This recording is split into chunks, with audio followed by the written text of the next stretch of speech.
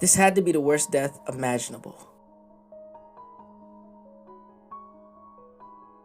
This was the entrance to the Nutty Putty Cave in Utah.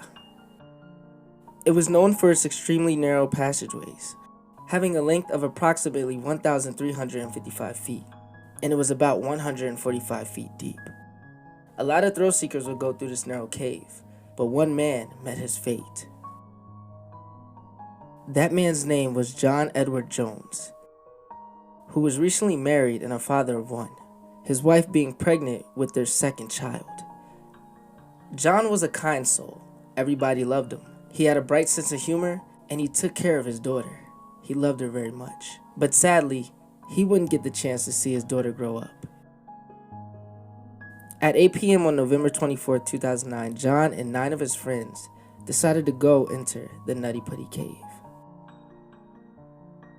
Everything was going smooth for roughly an hour. They had made it so far in the cave, and they could have stopped, but John wanted to up the challenge and try going through a really narrow section called the birth canal.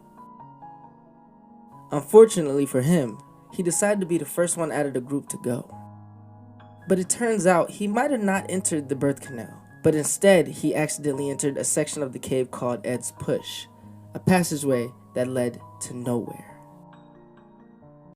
But he kept pushing forward, inch by inch, until he couldn't go anymore. He had gotten stuck on part of the tunnel that was bent downward, leading him to be upside down. The area was about the size of an opening of a small washing machine.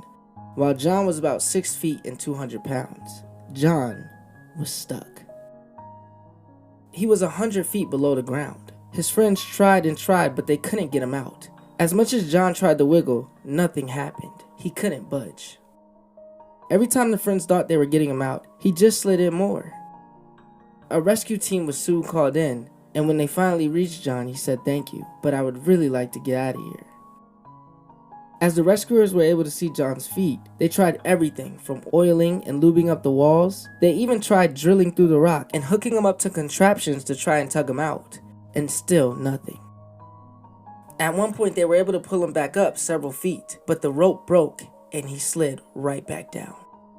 After 10 hours of suffering and being stuck upside down, John sadly died. Leaving behind his wife and kids, they had no choice but to seal up the passageway with John's body still stuck inside till this day. There's a memorial now sitting there for him, and that's not all. His wife has since moved on to a new man, but she will always remember the man who she shares 2 children with. Rest in peace, John.